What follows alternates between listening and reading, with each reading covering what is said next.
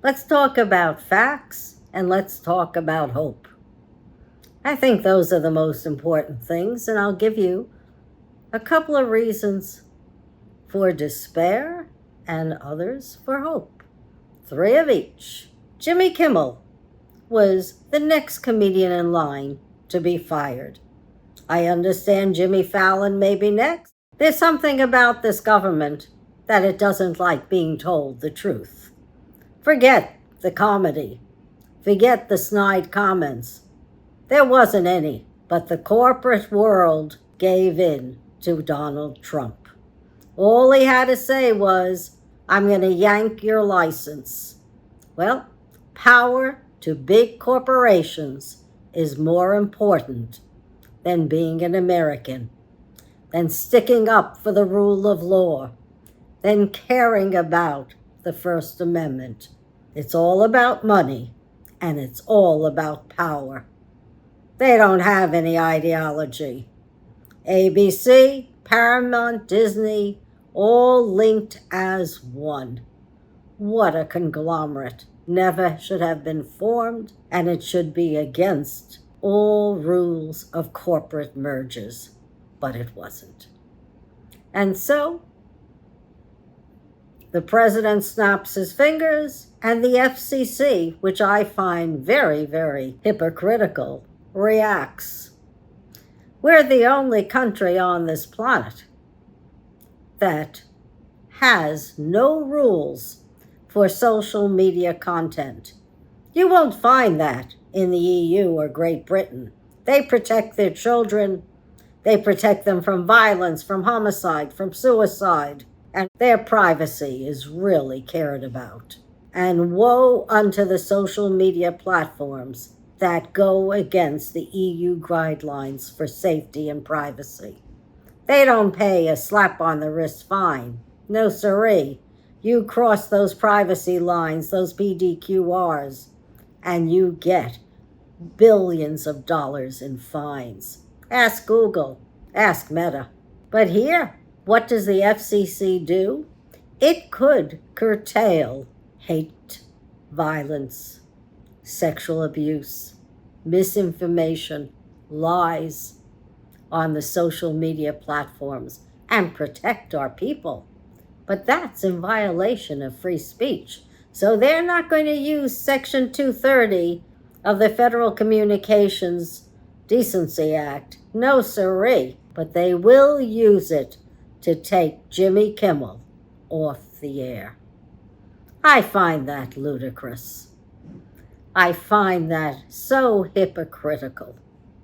And there'll be others, because Donald Trump, our president, can skewer anyone, but he doesn't like it when it's done to him.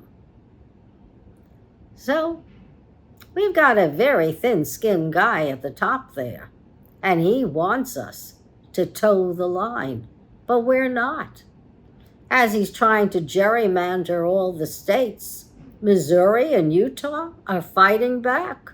The citizens have ballots. They have referendums for November where they refuse to redraw their maps or have their maps reflect anything other than the population of their states. Louisiana is at the Supreme Court, making sure that their map will be in good order and neutral for the November elections. That's 3 states out of 7 that could be gerrymandered. We'll see what happens. So far, we can't rely on Texas or Florida. So we've got 5 states out of 7 that are already making note that they cannot be manipulated by this government. And that's good, because this government knows no bounds. ICE, because they're getting so much money and so much money in bounties, they're picking up the wrong folks. They weren't supposed to pick up the Koreans in their Korean plant. They just couldn't find the 4 guys that they were after. So they thought, okay, they'll meet their bounty, which is 3,000 folks. I don't know if it's a day or a week. And by doing that, they'll pick up 300 South Koreans, they'll shackle them, and they'll send them home. Who should be hurt?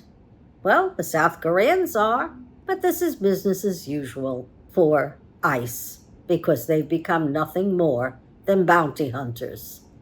But in Los Angeles, the Reverend Barber is taking Liberty vans and launching them in LA in MacArthur Park tomorrow because they're going to be following ICE in LA and finding out what they do and how they go about rounding up people for deportations. So there's not going to be no shining a light on ICE. ICE is going to have a large spotlight.